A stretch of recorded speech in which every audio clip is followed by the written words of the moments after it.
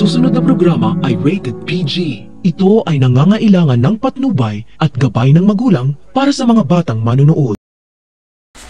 Gagawin ang lahat ni Zoe para makalabas lang ng kulungan si Moira kahit na ibigay niya ang sarili niya sa witness na si Dax para mapatunayan niya na mahal niya ang mami niya. Ang akala kasi ni Zoe, si Moira na lang ang makakasama niya sakaling itakwil siya ng mga tanyag sa oras na malantad ang tinatagong nilang sekreto na anak siya ni Carlos.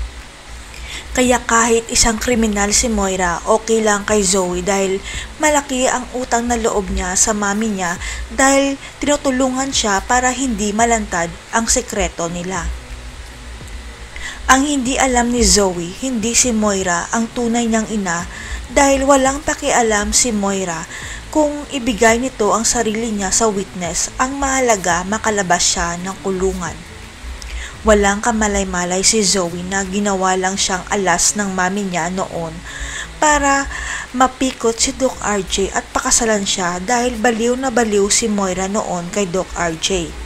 Pero hindi magtatagal, unti-unting mapapansin ni Zoe na hindi siya tunay na anak ni Moira dahil tumatak sa isip ni Zoe ang sinabi ng mami niya na bakit walang nangyari sa kanila ni Dax. Ang hindi alam ni Zoe, matagal na siyang hinahanap ng tunay niyang ina dahil ang tunay niyang ina ay walang iba kundi si Leticia Madam Lotus Madrigal na nasa kulungan. Ang hindi alam ng lahat, inabandon na rin pala ni Madam Lotus ang anak niyang si Zoe sa Apex Hospital kaya nang malaman ni Moira na walang ina si Zoe, inampon niya ito. Hanggang sa makakalaya na si Madam Lotus at mahahanap na rin niya ang isa pa niyang anak at ayon sa investigador na kinuha niya, nasa kay Moira ang anak niyang si Zoe.